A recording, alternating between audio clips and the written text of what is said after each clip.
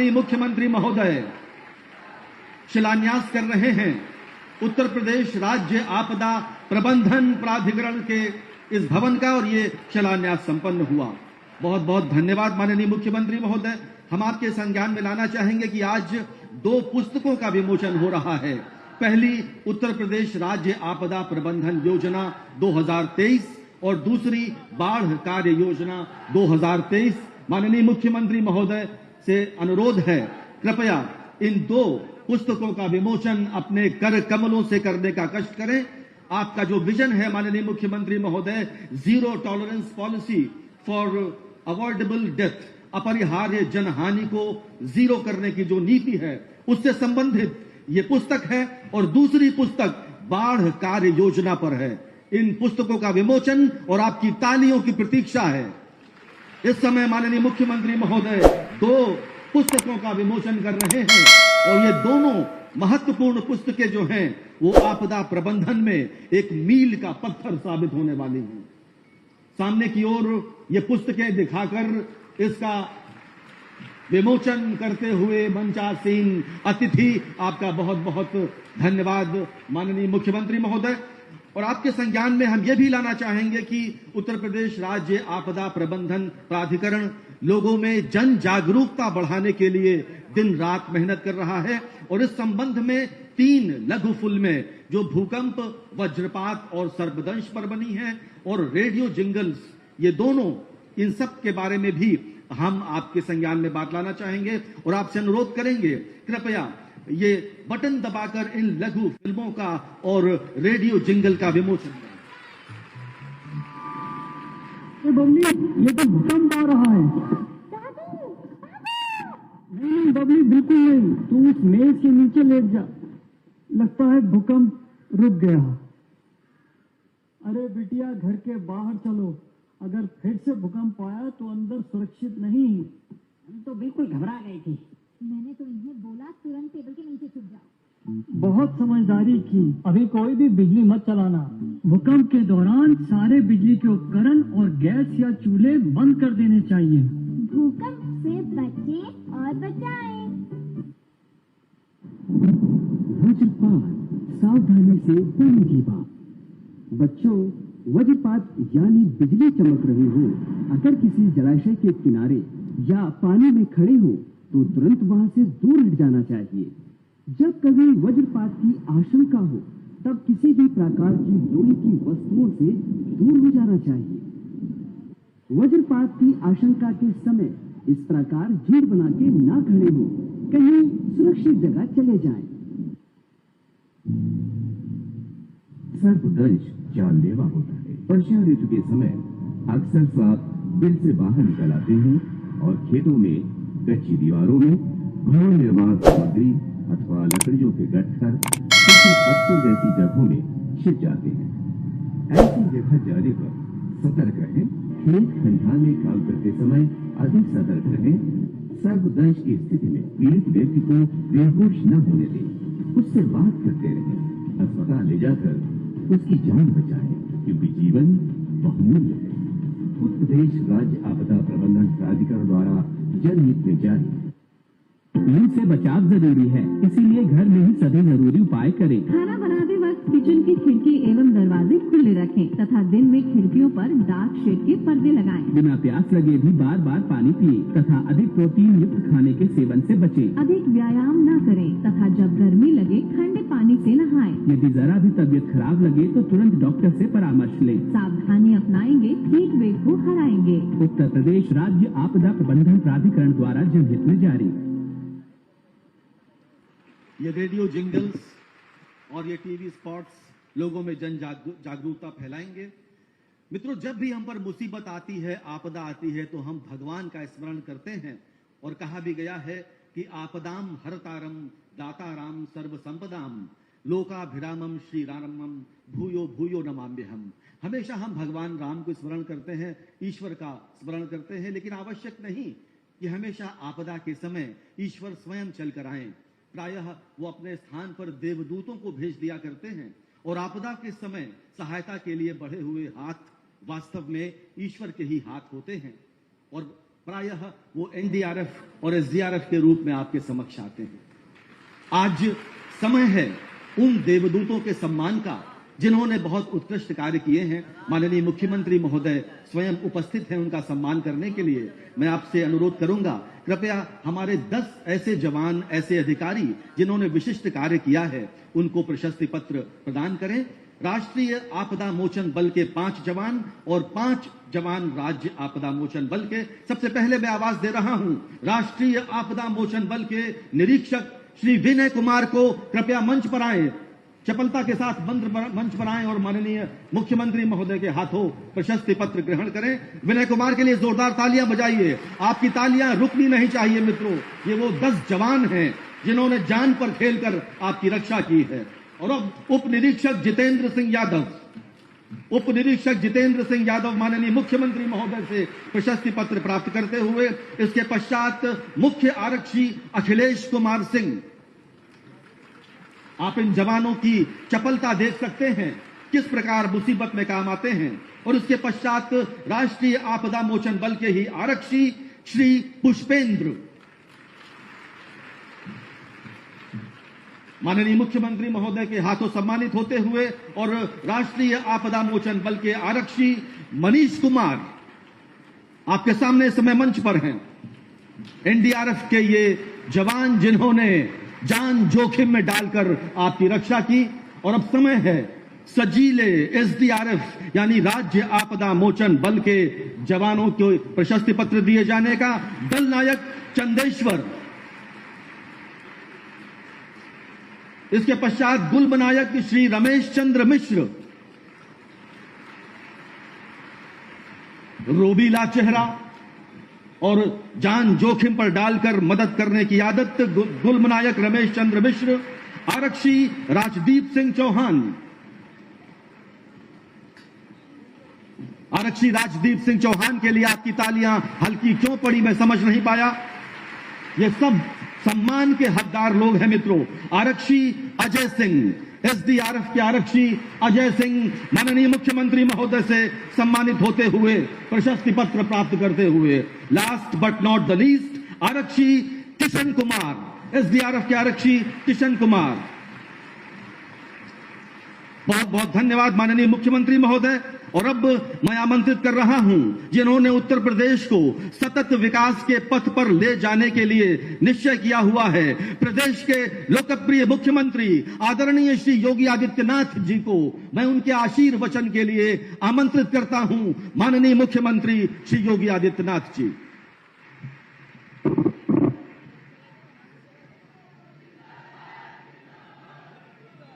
उत्तर प्रदेश राज्य आपदा प्रबंधन प्राधिकरण के भवन के भूमि पूजन कार्यक्रम में आज यहां पर उपस्थित प्रदेश में मंत्रिमंडल के मेरे सहयोगी राजस्व राज्य मंत्री श्री अनूप प्रधान वाल्मीकि जी, इस क्षेत्र के लोकप्रिय विधायक डॉक्टर राजेश्वर सिंह जी, उत्तर प्रदेश राज्य आपदा प्रबंधन प्राधिकरण के उपाध्यक्ष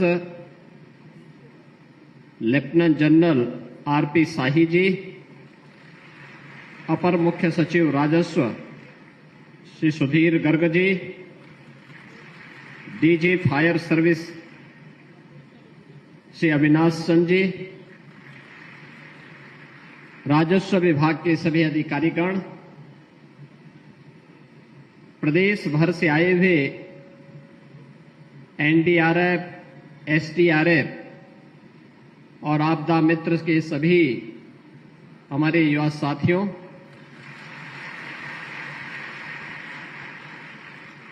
उपस्थित भाइयों बहनों, उत्तर प्रदेश देश की सबसे बड़ी आबादी का राज्य है। स्वाभाविक रूप से देश के बड़े क्षेत्रफल वाले राज्यों और बड़ी आबादी का राज्य होने के नाते हमारे सामने चुनौती भी उसी प्रकार की है।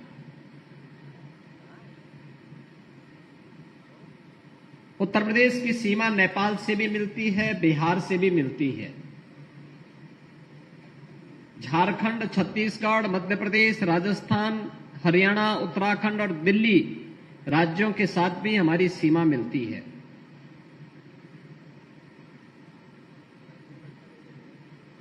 अलग अलग यहां पर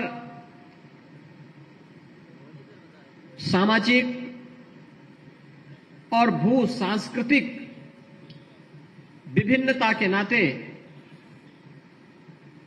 भौगोलिक और वहां की स्थानीय जैव विविधता के नाते भी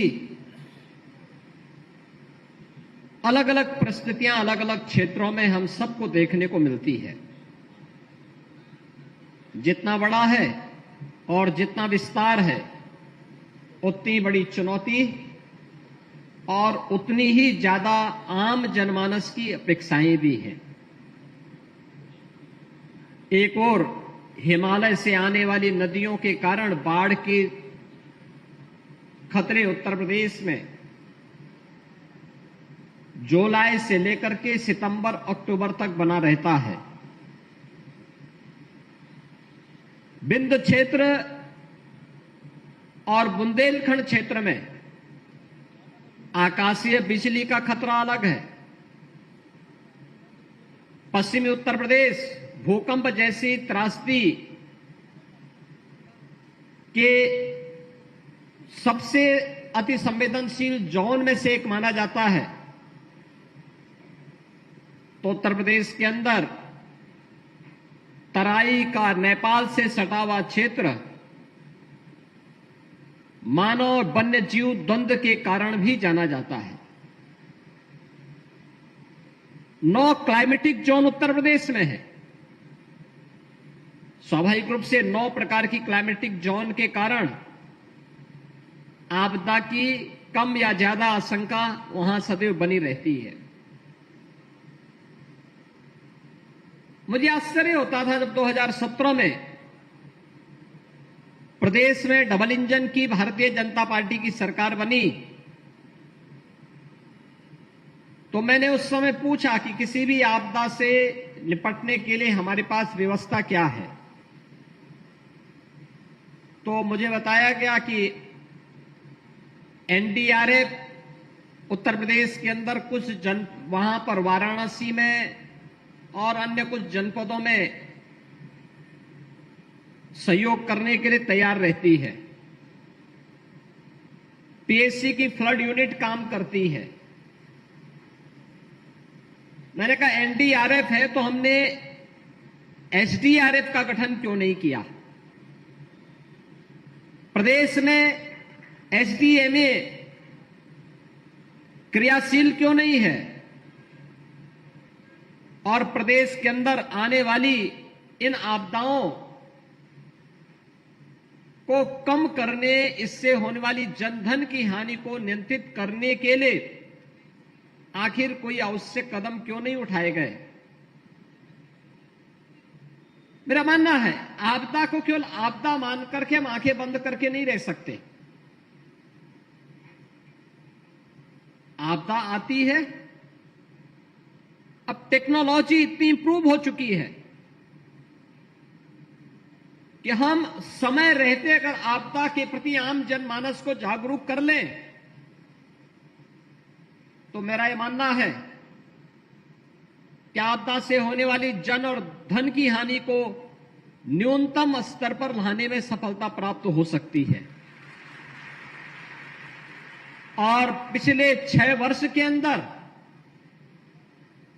प्रधानमंत्री मोदी जी के मार्गदर्शन में, उनके नेतृत्व में देश जब प्रगति के नए नए प्रतिमान स्थापित कर रहा है, तो उत्तर प्रदेश ने भी विभिन्न क्षेत्रों में जो प्रगति की है, उनमें से आपदा प्रबंधन का एक क्षेत्र यह भी है जहां पर हम लोगों ने आपदा को न्यूनतम करने और आपदा से होने वाली जनधन की हानि को भी न्यूनतम स्तर पर पहुंचाने के लिए जो कदम उठाए हैं, आज उसके परिणाम हम सबके सामने हैं। जैसे हमारे राज्य मंत्री बोल रहे थे, बाढ़ उत्तर प्रदेश के 40 जनपदों में बाढ़ के प्रति अति संवेदनशील और संवेदनशील है।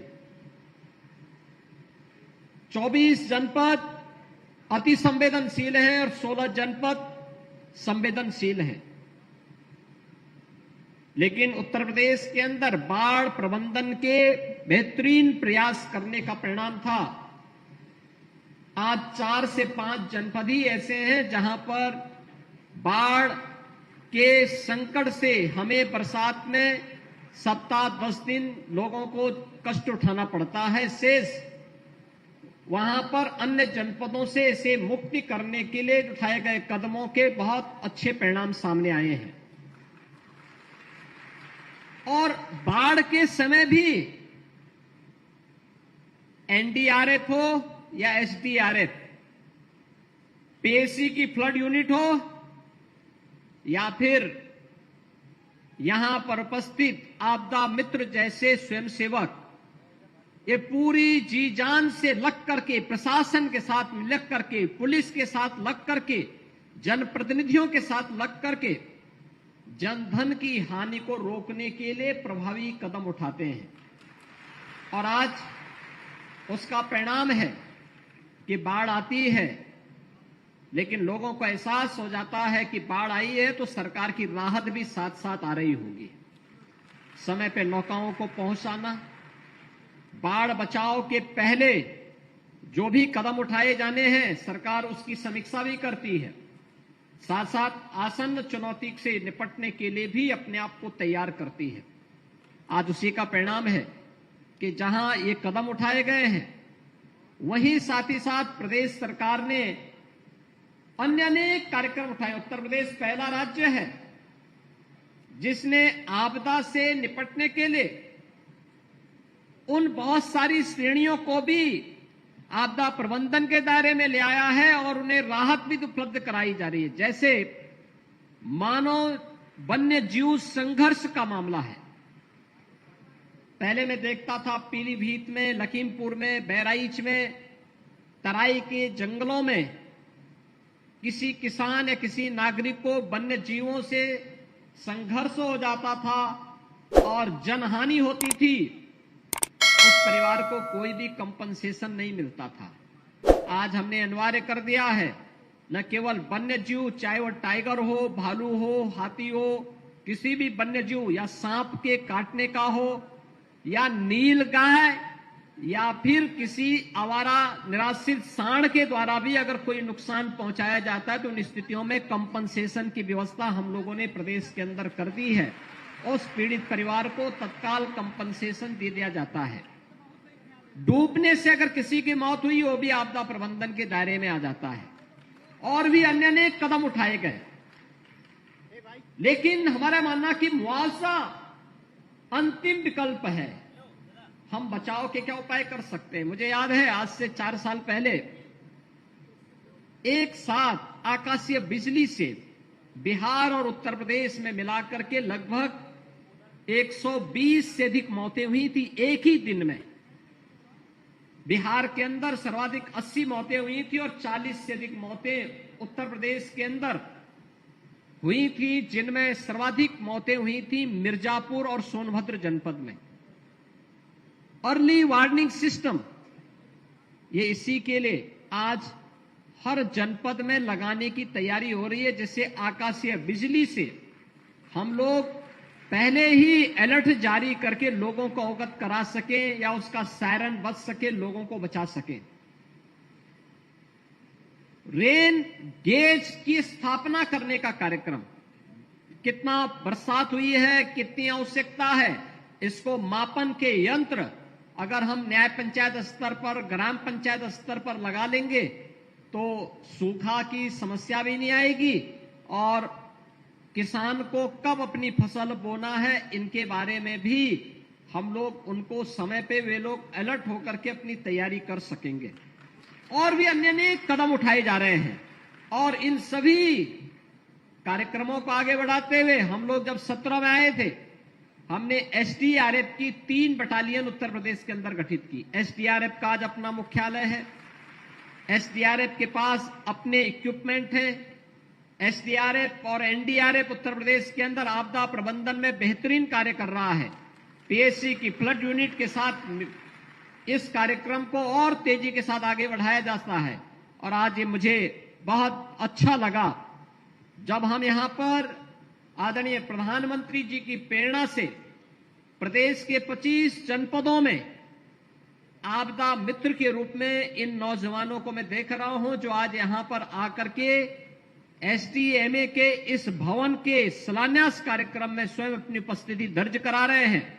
जो आपदा के समय एसडीआरएफ, एनडीआरएफ या अन्य कार्यक्रमों, अन्य संस्थाओं के साथ मिलकर के राहत कार्यों को, प्रबंधन के कार्यक्रमों में अपनी सहभागिता सुनिश्चित करते हैं, जागरूकता के कार्यक्रम को आगे बढ़ाने में अपना योगदान दे रहे हैं, ये सभी कार्यक्रम अनवरत रूप से आगे बढ़ते हुए दिखाई दे रहे हैं। यह एक अच्छी शुरुआत है। प्रदेश के अंदर हर आपदा को न्यूनतम स्तर तक पहुंचाने के लिए डबल इंजन की सरकार निरंतर कार्य कर रही है। और मित्रों, उसी कार्यक्रम को आगे बढ़ाने के लिए यह इतनी अच्छी लोकेशन पर 1.5 एकड़ भूमि राज्य सरकार ने यहां पर एसडीएमए को, राजस्व विभाग को सौंपा और एसडीएमए का यह भवन, उत्तर प्रदेश राज्य आपदा प्रबंधन प्राधिकरण का यह भवन यहां पर अब बनने के लिए तैयार है। आज यहां पर इस पूरे भवन की जो लागत है, यह 66 करोड़ 40 लाख की लागत से यह भवन यहां पर बनेगा। इसमें वे सारे प्रबंध किए जा रहे हैं जो वास्तव में किसी आपदा प्रबंधन से जुड़े हुए संस्थान के साथ दिखने चाहिए। वे सभी यहां व्यवस्थाएं इसके साथ की जा रही हैं। और इस भवन का काम होगा कि जहां आपदा मित्रों को वह ट्रेनिंग के कार्यक्रम के साथ जोड़ सके, अवेयरनेस के कार्यक्रम के साथ बड़े पैमाने पे हर स्कूल को, हर ग्राम पंचायत को, हर वार्ड को जोड़ सके। वहीं साथ ही साथ यह भवन यह भी कार्य करेगा कि कोऑर्डिनेशन का काम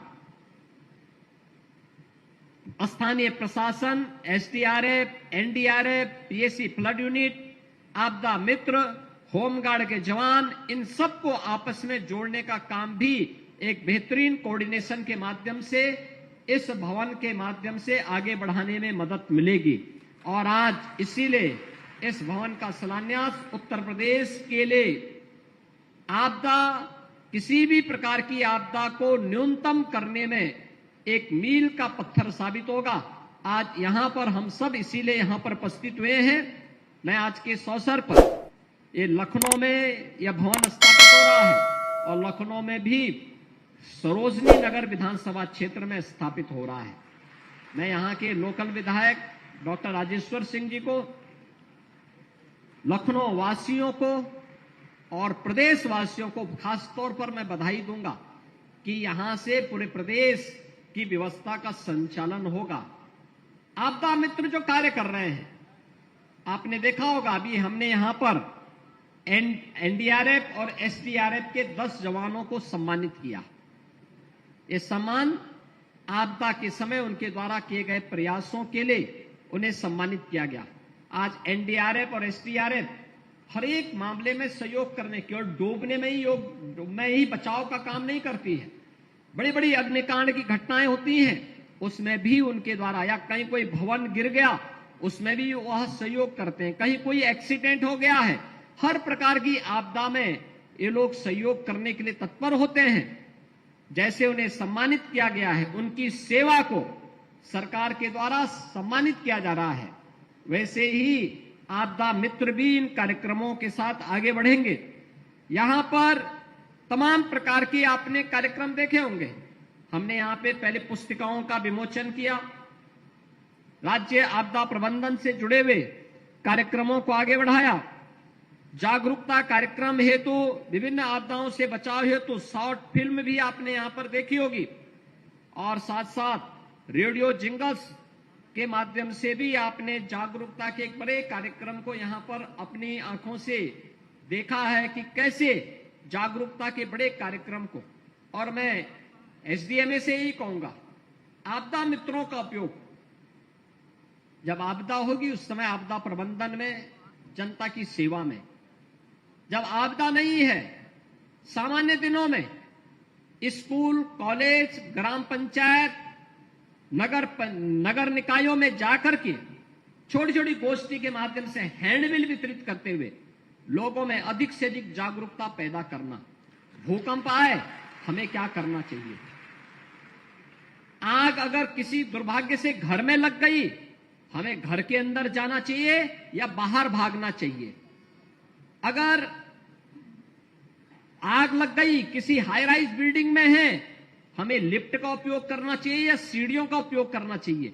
ये सभी छोटी छोटी जानकारी अगर लोगों को बता देंगे, या कोई व्यक्ति डूब रहा है उस समय क्या प्रयास होना चाहिए, ये सभी चीजों के बारे में अगर हम लोग पहले से ही जागरूक करके लोगों को बता सकेंगे, अवगत करा सकेंगे, तो बहुत बड़े पैमाने पर आकाशीय बिजली गिरने का खतरा है, आकाश में बिजली चमक रही है, हमारा क्या दायित्व बनता है, पेड़ के नीचे खड़ा नहीं होना है, किसी पानी के तालाब के पास है, पानी के तालाब में वहां से बाहर निकल जाना है, कहीं समूह में नहीं रहना है, लोहे की किसी वस्तु को नहीं छूना है। बहुत सारी सावधानियां हैं जिसको बरत करके हम लोग न केवल स्वयं सुरक्षित हो सकते हैं बल्कि बड़े पैमाने पे जनधन की हानि को रोक सकते हैं। और यह जागरूकता का कार्यक्रम अत्यंत महत्वपूर्ण है। जैसे कहा भी गया है कि उपचार से महत्वपूर्ण बचाव होता है, यानी आपदा आ गई, जन और धन की हानि हो गई, तब बचाव करना ये तो हमारा कर्तव्य है ही, लेकिन जन धन की हानि ही न हो अगर हम यह कर सकें तो ये तकनीकी का उपयोग करके और साथ साथ जागरूकता के माध्यम से संभव है। और इसमें एसडीएमए, एसडीआरएफ, एनडीआरएफ, आपदा मित्रों और अन्य प्रशासन का सहयोग लेकर के इस कार्यक्रम को आगे बढ़ाने का कार्य करेगा। आज यहां पर उत्तर प्रदेश राज्य आपदा प्रबंधन प्राधिकरण के इस भवन का भूमि पूजन का कार्यक्रम संपन्न हुआ है। आप भवन बनाइए। आपदा मित्रों की तैनाती 25 जनपदों में अब तक हुई है, इसे सभी 75 जनपदों तक पहुंचाने का कार्य करें और 75 जनपदों में पहुंचाने के साथ साथ फिर जो अच्छा कार्य आपदा मित्र के रूप में कर रहे हैं उन्हें कैसे हम व्यवस्था के साथ जोड़ सकते हैं, इसके बारे में भी विचार करने के लिए राजस्व विभाग और एसडीएमए को आगे बढ़कर के कार्य करना चाहिए, जिससे एक समय के बाद वह एक सम्मानजनक मानदेय भी प्राप्त कर सकें। इस विश्वास के साथ आज यहां पर उत्तर प्रदेश राज्य आपदा प्रबंधन प्राधिकरण के इस भवन के शिलान्यास और भूमि पूजन कार्यक्रम के अवसर पर मैं प्रदेशवासियों को, लखनऊ वासियों को और सरोजनी नगर विधानसभा क्षेत्र के सभी नागरिकों को हृदय से बधाई देता हूं, अपनी शुभकामनाएं देता हूं। एसडीएमए को इस भवन के लिए हृदय से बधाई देता हूं, क्योंकि मुझे मालूम है जब उपाध्यक्ष के रूप में एसडीएमए के रूप में लेफ्टिनेंट जनरल साई जी की तैनाती हुई थी, उनको कार्यालय ही नहीं मिल रहा था। अब जल्दी ये भवन बन जाएगा तो उनका अपना एक कार्यालय होगा, पूरा एक सेटअप होगा। अच्छे भवन में बहुत सारे कार्यक्रम होंगे, ट्रेनिंग के कार्यक्रम भी होंगे, मीटिंग्स भी होंगी, आपदा प्रबंधन को रोकने के लिए क्या कुछ किया जाना चाहिए, इन सब पर भी नई नई चिंतन शुरू होंगे। और मुझे पूरा विश्वास है कि आने वाले समय में किसी भी प्रकार की आपदा, बाढ़ की हो, आकाशीय बिजली की हो, अग्निकांड की हो, भूकंप की हो, वन्य मानव वन्य जीव संघर्ष की हो, उनके द्वंद्व का हो, इन सब से हम बचाव करने में उत्तर प्रदेश के अंदर जनधन की हानि को न्यूनतम स्तर पर लाने में सफल होंगे। आप सबके प्रति मेरी शुभकामनाएं। धन्यवाद। जय हिंद।